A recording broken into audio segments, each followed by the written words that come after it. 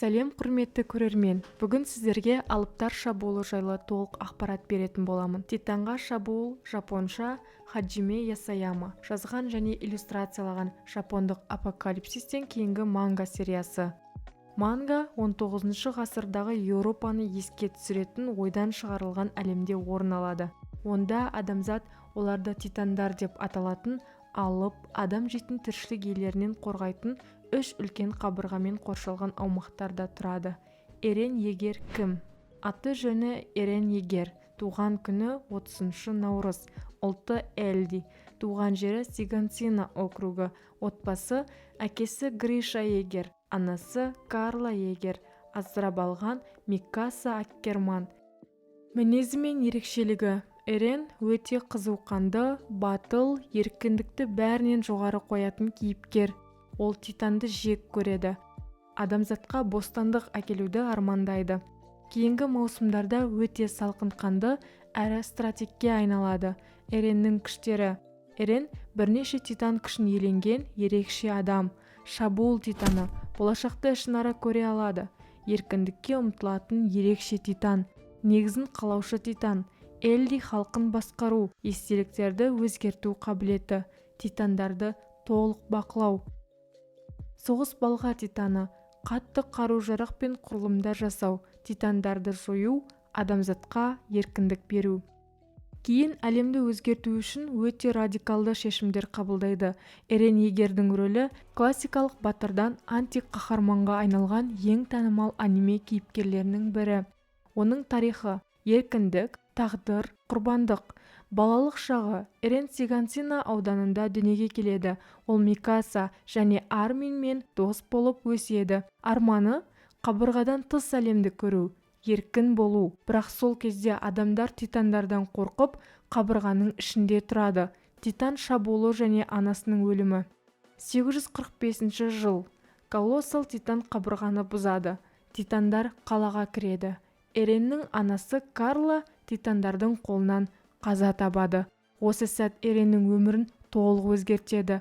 Ол титандарды жоюға өз-өзіне ант береді. Әскерге қосылуы: Эрен Микаса Армин әскери дайындыққа барады. Эрен физикалық жағынан жақсы, бірақ алғашқыда тепе-теңдік құрылғысын қолдануға қиындық көреді. Соңында үздік сарбаздардың бірі болады. Эреннің титанға айналуы: Трос шайқасында Эрен титандарға жұтылып кетеді, бірақ өлімнің орнына титанға айналады. Адамзат оның титан екенін көріп шошиды. Кейін ол адамзаттың ең күшті қаруына айналады. Барлау корпусы: Эрен барлау корпусына қосылады. Қабырғадан тыс жерге экспедицияға шығады. Әйел титанмен шайқасады. Оның Морли штаншысы екенін біледі. Саяси төңкеріс: Эреннің Фаңдин титан күші бар екені анықталады. Нағыз корольдік отбасы тарихты жасырған. Барлау корпусы төңкеріс жасап, шынайы билікті орнатады. Әкесінің естеліктері және шындық: Эрен әкесінің жертөлесінен әлемнің шындығын біледі. Қабырға ішінде адамдар ғана емес, сыртта Марли мемлекеті бар. Элди халқы әлемге жау екенін біледі.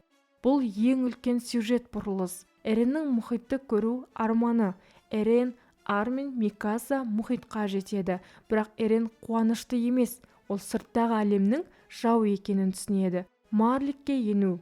Тайбер фестивалі: Эрен жасырын түрде Марлиге барады. Уилли Тайбердің сөзін тыңдайды. Соғыс жарияланғаннан кейін балғашы титанды жейді. Әлемге қарсы соғысты бастайды. Бұл жерде Эрен антиқаһарманға айналады. Румблинг жоспары: апокалипсис. Эрен Фаундин титанды жойылады. Эреннің ойынша бұл парадис халқын құтқарудың жалғыз жолы. Достарына қарсы тұру. Эрен бұрынғы достарына қарсы шығады. Олар Микаса, Армин, Леви, Райнер. Олар оны тоқтатуға тырысады. Эреннің өлімі: соңғы шайқаста Микаса Эреннің басын кеседі. Эрен өзі осы тағдырды білген. Ол бәрін жоспарлаған. Оның өлімі титандар дәуірінің аяқталуына әкеледі. Эреннен кейінгі әлем: титан күштері жоғалады. Әлем толық бейбіт болмайды, бірақ адамзат жаңа дәуірге өтеді. Эреннің трагедиясы: Эрен болашақты көрді. өзінің зұлымға айналатынын білді, бірақ оны тоқтата алмады. Достары үшін монстр болуды таңдады. Эреннің ең ауыр сөзі: егер сендер мені тоқтатсаңдар, сендер батыр боласыңдар. Эрен егер батыр да емес, таза зұлым да емес, ол тағдырдың құрбаны және әлемді өзгерткен трагедиялық кейіпкер сияқты терең философиялық тақырыптарды көрсетеді. Аниме 2023 жылдан бастап Рyo Сузуказының мангасына негізделген жеңіл романдар сериясын, сондай-ақ бірнеше манга серияларын шығарып келеді. 2015 жылдың тамыз-қыркүйек айларында Шинзи Хигучи режиссерлік өткен мангаға негізделген тікелей эфирдегі фильм «Титанға шабуыл» жарық көрді. Фильм 2 бөлімге бөлінді: «Қатыгез әлем» және «Әлемнің соңы». Мангаға негізделген көрнекі романдар, экшн бейне ойындары және анимациялық спин-офф фильмдері де жарық көрді.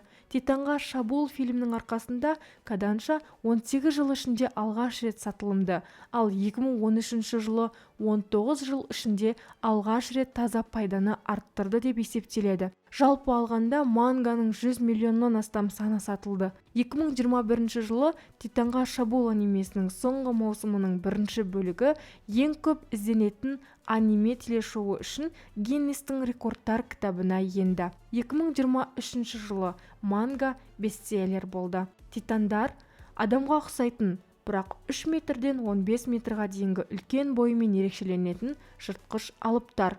Мангада одан да үлкен өлшемдегі тіршілік иелері пайда болады. Титандар киім кимейді және терісінің болмауы, үлкен денесі немесе тістері сияқты әртүрлі ерекшеліктері бар. Олар адамдарды жейді, бірақ оларға тамақ қажет емес. Авторы Хаджиме Ясаяма алыптар жиіркенішті, сондықтан деп жауап берді. Автордың адамдарға қарсылас ретінде алыптарды таңдауының тағы бір нұсқасы бар. Ясаяма интернет кафеде жұмыс істеп жүргенде бір тұтынушы оны жағасынан ұстады. Ясаяма бұл оқиға оған байланыс таба алмайтын адаммен кездесуден қорқуды көрсеткенін, бұл сезімді ол титандар арқылы жеткізгенін айтты. Деструктивті титандардың бейнесіне жапондық кинематографиялық тақырып Годзилла немесе Гидаро сияқты алып кайдзю құбыжықтары ғана емес, испан суретшісі Франсиско Гойяның суреттері де әсер еткен болуы мүмкін. Манганың тұжырымына сәйкес, манга оқиғаларынан 100 жыл бұрын адамзат титандар деп аталатын белгісіз гуманоидты алып тіршілік иелерінің нәсілімен толығымен жойылды. Адамдар Сина, Роуз және Мария деп аталатын 3 биік қабырғаның артына баспана табуға мәжбүр болды. Адамдар өздерін толығымен қауіпсіз деп санап, көптеген жылдар бойы осылай өмір сүрді. Әрбір қабырғаның сыртында аудандар салынды. Сыртқы қорғаныс шебі ретінде қызмет ететін және қабырғалармен қоршалған қалалар болды. Мангада адам қоныстарын титандардан қорғау міндеті жүктелген бірнеше әскери бөлімшелер бар. Сарбаздар 3 өлшемді маневр жасау құрылғысын Ритайкидо Сочи сөзбе-сөз 3 өлшемді мобильді маневр жасау құрылғысы, немесе қысқаша тымат көмегімен алыптармен шайқасуға және оларды жоюға үйретіледі. Ол заттар мен шығыңқы жерлерге жабысып, 3 өлшемді кеңістікте қозғалуға мүмкіндік береді және титандардың жалғыз әлсіз жеріне мойындарының түбіне жетуге мүмкіндік береді. Гарнизон сарбаздары қабырғаларды күзетеді, бірақ олардан тысқары шығатын жалғыз адамдар барлау отрядының мүшелері. Әскери полиция Сина қабырғасында тәртіпті сақтайды. Патша мен тыныштықты қорғайды. Мадагаскар үшін үлгі болды, ал Марли Африка мен Еуропаның кейбір бөліктері үшін үлгі болды. Қабырғадағы қақпаларды бұзады. Эрен мен Микасаның анасы қайтыс болады, ал олар Арминмен бірге ішкі қабырғалардың артына пана іздеуге мәжбүр болады. Кетпес бұрын Эреннің әкесі Гриша егер ұлына титан басып алған қаладағы жертөленің жұмбақ кілтін қалдырады. Титандар қабырға Марияны бұзып, адамзатты қабырға Роуздан тысқары шығарады. Эрен барлық титандарды жоюға ант береді және үшеуі де әскерге қосылады. Басты кейіпкер Эрен егердің косплейі. 5 жылдан кейін титандар Трос қаласына шабуыл жасайды. Эрен, Микаса және Арминді қоса алғанда сарбаздар олармен шайқасқа түседі. Шайқас кезінде Эренді титан жейді, Бірақ ол құбыжықтың асқазанының ішінде шабуылдаушы титанға айналады, босап шығады және басқа титандарды өлтіре бастайды. Бастапқыда әскерилер Эреннің күші адамзатқа төнетін қауіп-қатерді айтып, оны жоюды жоспарлайды. Ол өз күшін пайдаланып, достарын қабырғадан атылған артиллериялық соққыдан құтқарады. Армин гарнизон командирі Дот Пиксиспен бірге құбыжықтармен күресу үшін егердің күшін пайдалануды шешеді. Содан кейін Эрен Трост қабырғасындағы тесікті жабу үшін қолданылады.